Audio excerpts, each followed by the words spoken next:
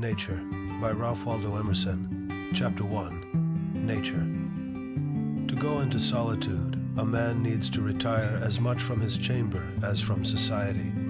I am not solitary whilst I read and write, though nobody is with me. But if a man would be alone, let him look at the stars. The rays that come from those heavenly worlds will separate between him and what he touches. One might think the atmosphere was made transparent with this design, to give man, in the heavenly bodies, the perpetual presence of the sublime. Seen in the streets of cities, how great they are. If the stars should appear one night in 1,000 years, how would men believe and adore, and preserve for many generations the remembrance of the city of God which had been shown? But every night come out these envoys of beauty, and light the universe with their admonishing smile. The stars awaken a certain reverence, because though always present, they are inaccessible. But all natural objects make a kindred impression when the mind is open to their influence. Nature never wears a mean appearance. Neither does the wisest man extort her secret and lose his curiosity by finding out all her perfection. Nature never became a toy to a wise spirit. The flowers, the animals, the mountains reflected the wisdom of his best hour as much as they had delighted the simplicity of his childhood. When we speak of nature in this manner, we have a distinct but most poetical sense in the mind. We mean the integrity of impression made by manifold natural objects. It is this which distinguishes the stick of timber of the woodcutter from the tree of the poet. The charming landscape which I saw this morning is indubitably made up of some 20 or 30 farms. Miller owns this field, Locke that, and Manning the woodland beyond, but none of them owns the landscape.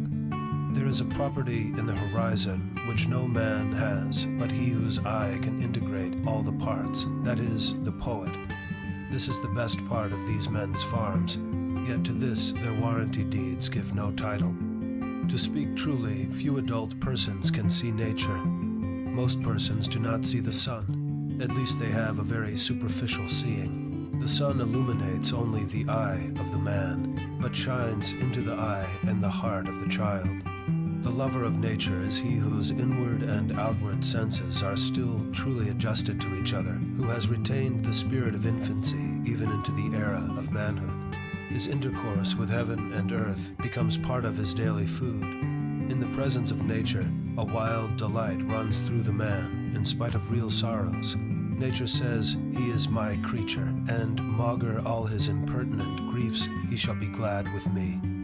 Not the sun or the summer alone, but every hour and season yields its tribute of delight, for every hour and change corresponds to and authorizes a different state of the mind, from breathless noon to grimmest midnight. Nature is a setting that fits equally well a comic or a morning piece. In good health, the air is a cordial of incredible virtue. Crossing a bare common, in snow puddles, at twilight, under a clouded sky, without having in my thoughts any occurrence of special good fortune, I have enjoyed a perfect exhilaration. I am glad to the brink of fear. In the woods, too, a man casts off his years, as the snake his slough, and at what period soever of life is always a child. In the woods is perpetual youth. Within these plantations of God, a decorum and sanctity reign. A perennial festival is dressed, and the guest sees not how he should tire of them in 1,000 years. In the woods we return to reason and faith. There I feel that nothing can befall me in life, no disgrace, no calamity, leaving me my eyes, which nature cannot repair.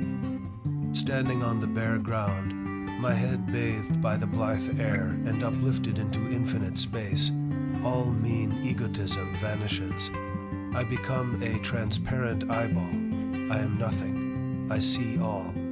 The currents of the universal being circulate through me. I am part or particle of God.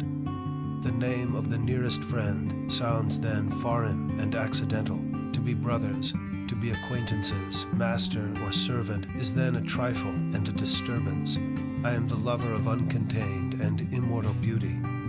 In the wilderness I find something more dear and connate than in streets or villages.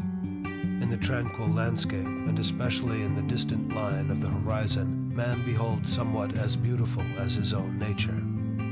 The greatest delight which the fields and woods minister is the suggestion of an occult relation between man and the vegetable. I am not alone and unacknowledged. They nod to me, and I to them. The waving of the boughs in the storm is new to me and old. It takes me by surprise, and yet is not unknown. Its effect is like that of a higher thought or a better emotion coming over me when I deemed I was thinking justly or doing right. Yet it is certain that the power to produce this delight does not reside in nature, but in man, or in a harmony of both.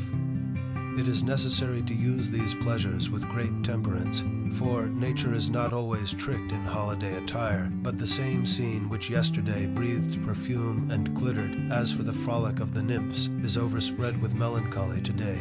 Nature always wears the color of the spirit. To a man laboring under calamity, the heat of his own fire hath sadness in it. Then there is a kind of contempt of the landscape, felt by him who has just lost by death a dear friend. The sky is less grand as it shuts down over less worth in the population.